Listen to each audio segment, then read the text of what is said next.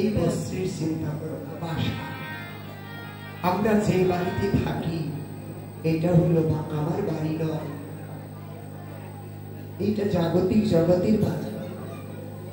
বাড়ি আমার কোথায় সেই জায়গাটা খুঁজতে হবে আগে। আমি সেই বাড়িতে যদি স্থান পাবো, স্থান যে পাবো, স্থান পাওয়া উপযুক্ত করে নিতে হবে আগে বাসা। 16 আনা দিয়ে মহাজন পাঠিয়ে দিচ্ছে ধরা, তার 1 আনা করে যদি কম হয় তাহলে তোমাকে ওই নৌকায় তুলে নেবে। তাহলে খুঁজতে হবে ভগবান যেমন গুনগুন করে ঘুরে বেড়ায়, মধু আহরণ করে, ভক্ত বৈষ্ণব যারা তারাও গুনগুন করে বেড়ায়। আমি কোথায় গেলে বৈষ্ণবের সঙ্গ হবে, কোথায় গেলে মধু মাখা হরি না, আমি কোথায় গেলে বৈষ্ণবের গলে ধরে বলে যাব। হ্যাঁ, সে জায়গায় গেলে তোমার বাসাটা ভালো হবে। একদিন পীড়িতের মূরতি ধরিয়ে দিয়েছিলেন গুরুদেব। মূরতি ধরাই রে কিভাবে? গুরু স্বরূপ, গুরু স্বরূপ। গুরুকে যে মানুষ মনে করবে সেই জীব নরকে বুঝিবে। আমার কথা নয়, শাস্ত্রের কথা। গুরুই আমার গোবিন্দ ভাবতে হবে। মনস্বরূপে গুরুকে দেখা যাবে না।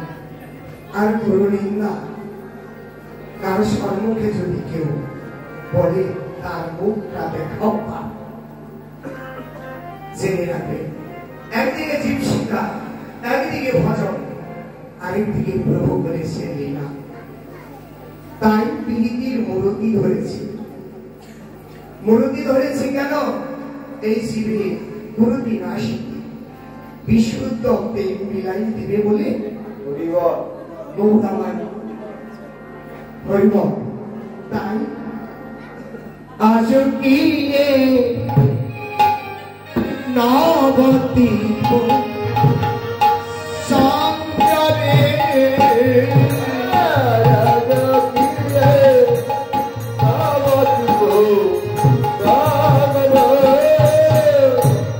উদয় হলো রে,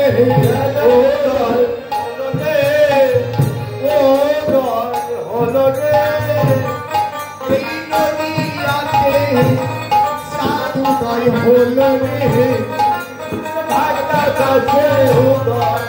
হলো রে এই নদীয়াতে উদয়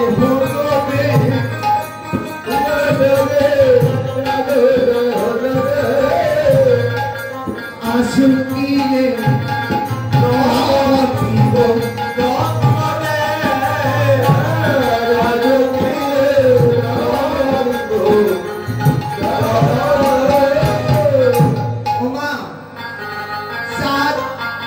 কোথায় উদয় হয়?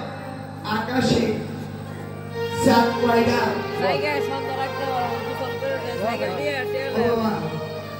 আকাশে চাঁদ কয়টা উদয়? কয়টা? একটা। সেটা দিনে উঠে না রাত্রে উঠে? দিনে আবার চাঁদ উঠে নাকি? চাঁদ উঠে রাত্রিতে,